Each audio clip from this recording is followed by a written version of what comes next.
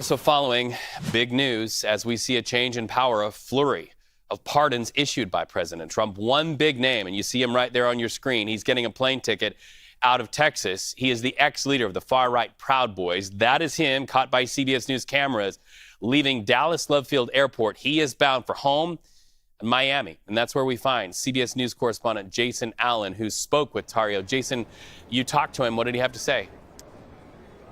Yeah, well, the reason, Reed, that he is one of the big names is because he is someone who received one of the longest, if not the longest, sentences out of everybody who was prosecuted for their activities on that day. The leader of the Proud Boys at the time, more than a 20-year sentence, even though he was not present for those activities in Washington, D.C. because of a previous arrest. He'd been ordered out of the area, but prosecutors said that he was directing activities, maybe even inflaming activities. He told me today that he wasn't at all surprised to receive the pardon from the president. He called the president a man of his word. He believed that he would follow through on a promise. When I asked him further about maybe the breadth of these pardons, right, to not only include people who were prosecuted for being there and walking into the Capitol, but also accused of violent crimes. He didn't necessarily deny at all that people committed some of these actions they were accused of, and he said they've been held accountable.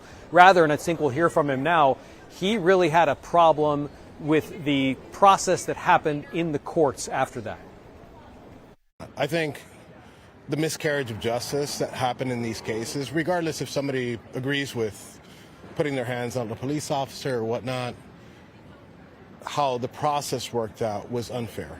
You know, if you want to have a fair trial, take it outside of D.C. D.C. voted 93% for Biden. So they needed a fair trial. So if we would have gotten a fair trial, I think I wouldn't be in a position where I needed a pardon. Yeah, and as to how this pardon changes things for him, for the others who were prosecuted for activities that day, he said he really thinks the conversation changed back on November 5th when President Trump was elected back into office. And we also understand that President Trump had a conversation with Tarrio's mother. What can you tell us about that? Yeah, there have been these discussions that have gone on, right? And the president has talked a lot with family members of people who have been involved in these pardons. You know, we know that his family has pushed very hard for him to be released, to be included in these releases. And what we're not so clear on is what happens from here. You know, Tarrio, when we asked him about his association with the Proud Boys, said that we should stop referring to him as the ex-leader. And when another one of our CBS station photographers was here, asked him, do you have any message to people that have, you know, been with you or following you through this process? He responded with just fight, fight, fight, fight. So we'll see where it goes from here and expect him to possibly make some more comments about this whole situation when he arrives back with family today in Miami. Well, and to your point, we understand we have some sound that we can roll right now when you asked him about his association, either past, present, or future with the Proud Boys. Let's listen.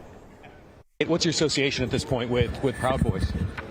We've made the decision 4 years ago not to tell the media what our structure is, but I'd suggest that the media should stop calling me ex-Proud Boy leader. So you are still a leader? That's all. That's the only comment. That's the only comment I'm going to give you. He says it there. Yeah, so you hear that, Reed. He doesn't want to. Yeah. No more X. He doesn't want to go and exactly clarify X or if he is still the leader. But yeah, he doesn't want to be called X. As to what maybe the others in the organization say, we'll see. All right, CBS News correspondent Jason Allen at Dallas Love Field Airport. Thank you so much.